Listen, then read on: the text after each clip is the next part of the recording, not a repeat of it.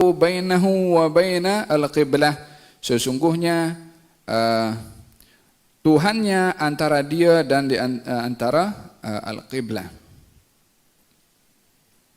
Wala yabzuqanna ahadukum qiblatihi, maka janganlah seorang daripada kamu meludah ke arah qiblatnya.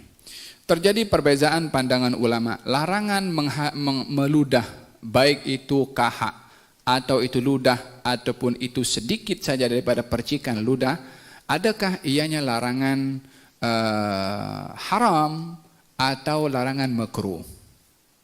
Larangan yang haram atau larangan yang makruh? Ramai daripada mereka para ulama mengatakan kalau meludahnya saat berada dalam salat itu adalah satu ludah yang haram. Baik itu di dalam masjid atau di luar masjid. Sebab yang ditujukan di sini adalah arah kiblatnya. Arah kiblatnya.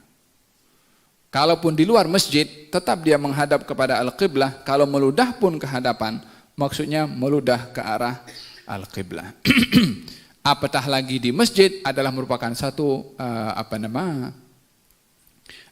yang lebih dahsyat lah. Sudahlah kalau di luar masjid saja tidak diperbolehkan, apatah lagi di dalam masjid. Ini yang pertama.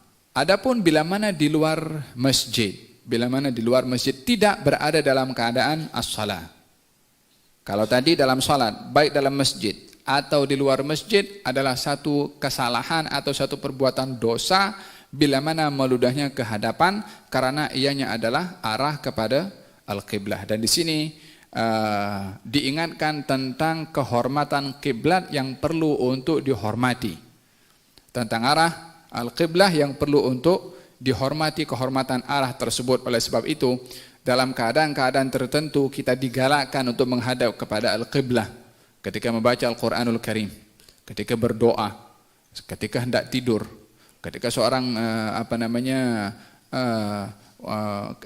salah satu penghormatan yang diberikan dalam agama terhadap al-qiblah, jenazah ketika meninggal dunia wajib diarahkan kepada al-qiblah.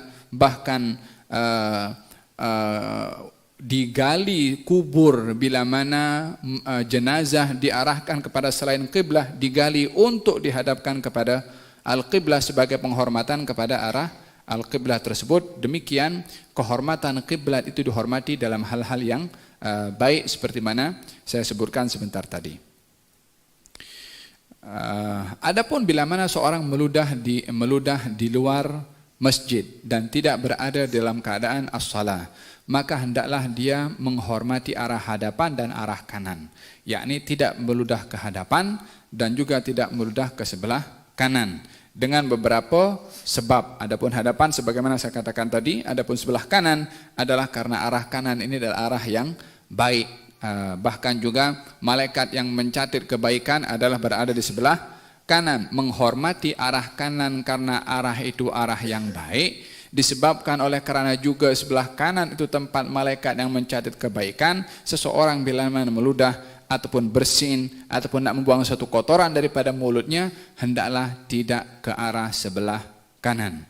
Kalaupun mesti ke sebelah kanan, mesti dengan uzur dan sebab yang tidak boleh mengelak. Katalah kalau ke sebelah kiri ada orang, kita nak bersin sebelah kiri, sebelahnya ada orang. Sebelah kanan tak ada, maka dalam hal ini darurah. Darurah untuk tidak mengganggu orang di sebelah kiri, maka diperbolehkan kepada sebelah kanan. Dan kalaupun sebelah kanan bukan terus kanan seperti ini, tapi lebih ke hadapan sedikit. Yani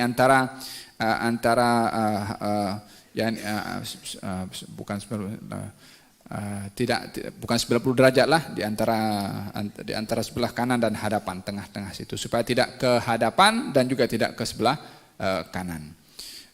Bila mana tidak ada halangan sebelah kiri, maka hendaklah ke sebelah kiri, dan juga sebelah kiri itu bukan kiri begini, tapi di antara tengah-tengah juga dan di bawah kaki, maksudnya menghadap ke bawah, bukan ke hadapan situ, tapi ke bawah macam itu. Makanya dikatakan di sini au tahta qadamihi, atau di bawah kakinya, maknanya ke sebelah kiri, bukan terus ke hadapan seperti itu, tapi ke bawah seperti ini. Fahimtum? Walakin an yasarihi aw tahta qadamihi thumma akhadha tarafa ridaihi. Lalu kemudian Nabi mengambil hujung bajunya, yakni kalau tak boleh membuang ludah ini khususnya ketika berada dalam salat ya. Kalau salat kita tak boleh meludah di yang tadi yang diperbolehkan untuk meludah ke sebelah kiri itu bila mana kita berada di luar salat.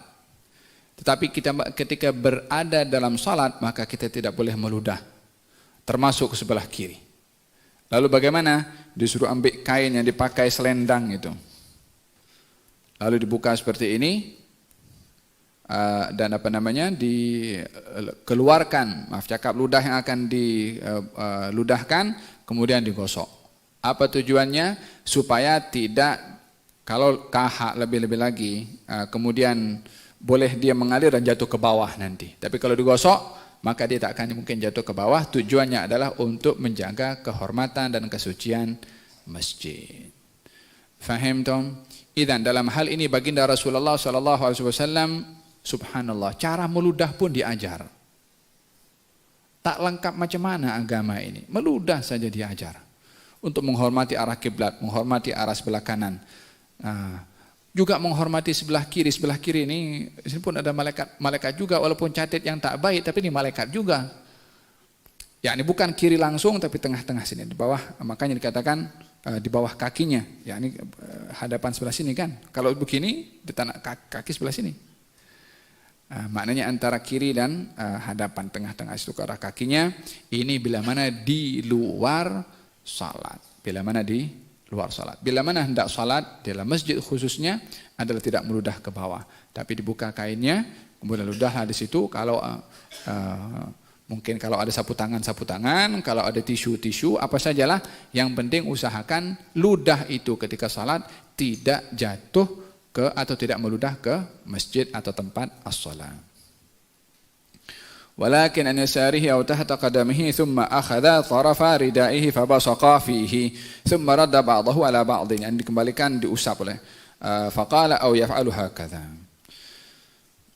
Hadis yang terakhir yaitu al-buzaqu fil masjid khati'atun, meludah di masjid adalah satu kesalahan, yakni satu dosa.